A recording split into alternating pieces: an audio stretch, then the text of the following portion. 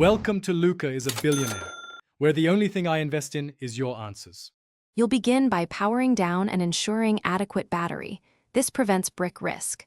Once the unit is off, press and hold the power button for 10 seconds to wake internal circuits, then release. Now press and hold both the power and noise control buttons together. Keep them held. You're initiating the device's internal reset sequence rather than just forgetting a pairing. Make sure to count seconds precisely, because timing is how the hardware recognizes the factory reset command. Continue holding both buttons. After about 15 seconds, you should see the LED flash or hear a tone. This signals the reset started. Once you see confirmation, release both buttons and wait 10 seconds while the unit clears settings. If nothing happens, remove any case and retry once, because stubborn contacts can block the sequence. Make sure the headphones are off and not charging. Charging can interrupt the reset routine and prevent factory defaults from being written.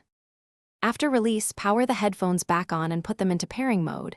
You should see a fresh pairing entry on your phone.